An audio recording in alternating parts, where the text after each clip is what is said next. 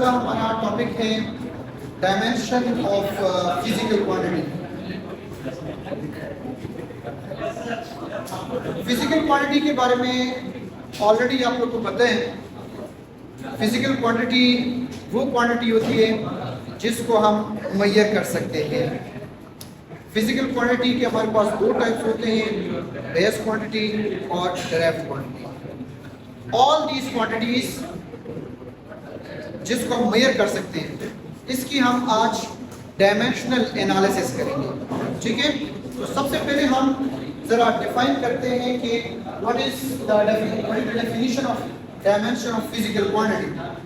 ठीक है, the power to which fundamental quantities are raised to express any physical quantity is known as dimension of physical quantity. ठीक है, मतलब कि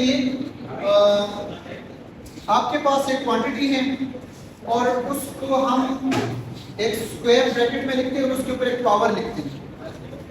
वो लेंथ भी हो सकती है, वो एरिया भी हो सकता है, वो वॉल्यूम भी हो सकता है। ठीक है, लेट्स सपोज हम उसको डायमेंशन ऑफ लिखते कैसे लिखेंगे? ये है कि physical quantity is represented by specific symbol enclosed within a square bracket।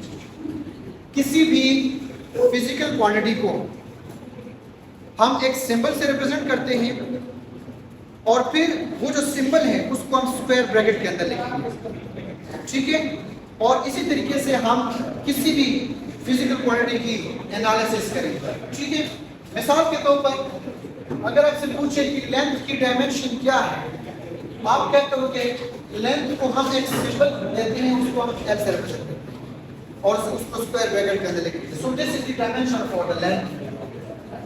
Mess है, मेस का सिंबल कैपिटल एम होगा और इसको हम स्क्वायर ब्रैकेट के अंदर लिखेंगे। ठीक है, इसी तरीके से टाइम है, तो टाइम जो उसको हम सिंबल लिखेंगे वो डी हो जाएगा और उसको स्क्वायर ब्रैकेट के अंदर लिखेंगे। सो एल, एम और D, these are the dimension for length, mass and time। अगर आप एक जनरलाइज फार्मूला आप लिखना चाहते हैं और समझना चाहते हैं जिसको फिर आप किसी चीज के ऊपर स्पेसिफिकली आप अप्लाई कर सकते हैं, तो उसके लिए हम एक जनरल फार्मूला लिखते हैं, dimension of any physical quantity.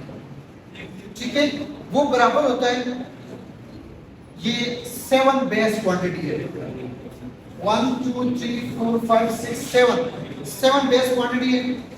उन 7 बेस क्वांटिटी को हमने सिंबल का नाम दिया, जैसे कि लेंथ, बेस, टाइम, आई है, फाइव, एम और जे।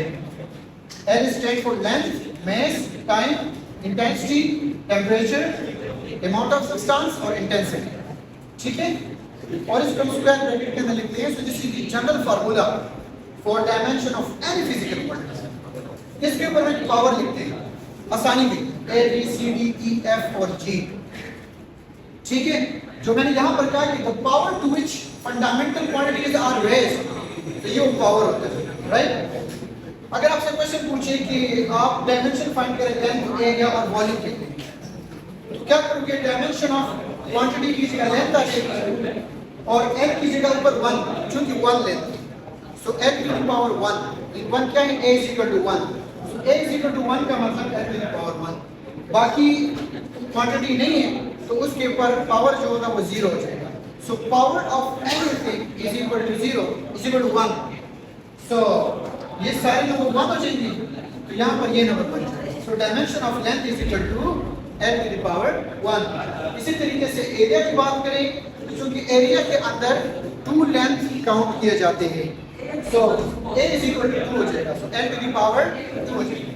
सेम फॉर वॉल्यूम एंड और स्पीड के लिए मैं कुछ इस तरह बताऊंगा आप लोगों को कि आपको स्पीड का फार्मूला पता होना चाहिए, डिस्टेंस डिवाइड बाय टाइम।